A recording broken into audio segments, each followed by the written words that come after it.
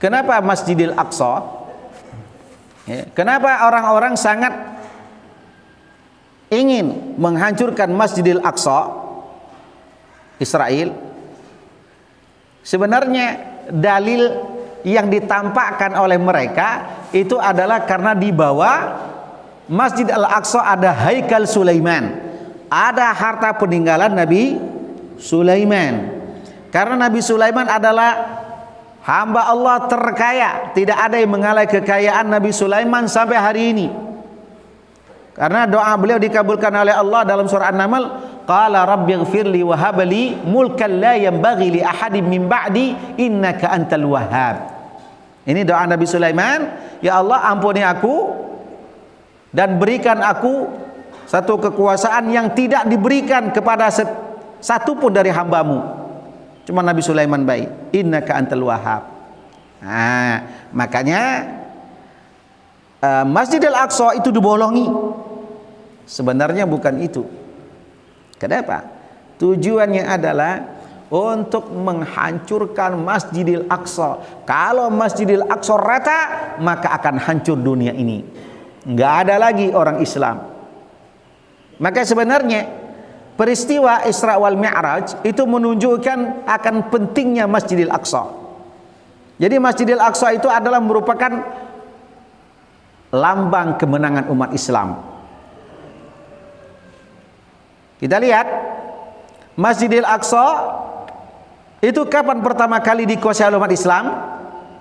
Setelah Umar bin Khattab sebagai Amirul Mukminin. Beliaulah orang yang pertama setelah Rasulullah menginjakkan kakinya ke Masjidil Aqsa. Ketika Masjidil Aqsa di tangan kaum muslimin, maka kaum muslimin akan menguasai dunia. Maka ketika Masjidil Aqsa ketika itu berada di tangan kaum muslimin di bawah pemerintahan Umar bin Khattab, maka kekuasaan Islam menyebar ya, sampai ke Perla Aceh.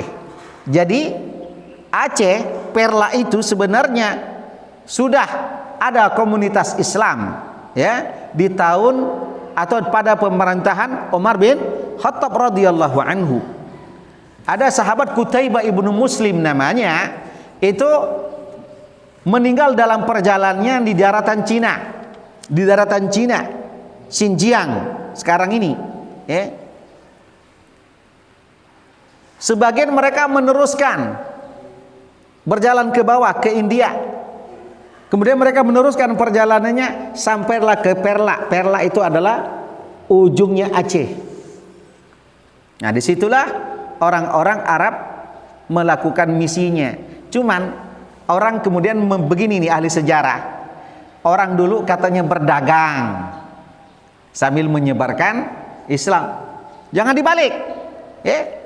Mereka itu berdakwah, dagang itu adalah sebagai sumber kehidupan, mata pencarian mereka. Tapi oleh penjajah dibalik, Gujarat. Nah, Gujarat itu tujarat, artinya para pedagang.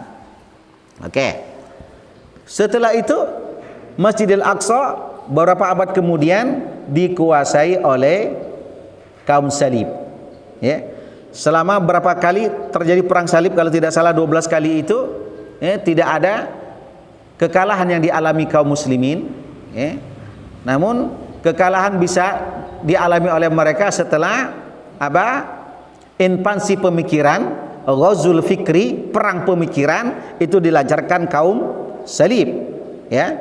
Maka ketika itu dikuasai lagi, baru kemudian datanglah masa Salahuddin Al-Ayyubi.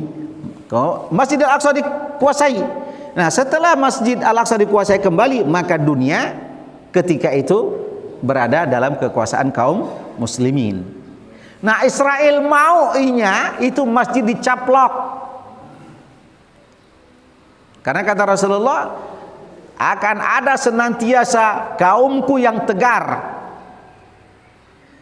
Kan belum siap juga Pak Saraf Haji Pak ya. Kaumku yang tegar berjuang untuk menegakkan agama Allah sampai hari kiamat. Para sahabat nanya, siapakah mereka? Maka Rasulullah menjawab, mereka ada di sekitar Masjidil Aqsa. Batu melawan Maryam batu melawan rudal, ketapel melawan senjata-senjata tajam, tapi kenapa mereka bisa tegar? Itu berkah dari dakwah, dari doa Rasulullah sallallahu alaihi wasallam. Maka nanti akan ada perang.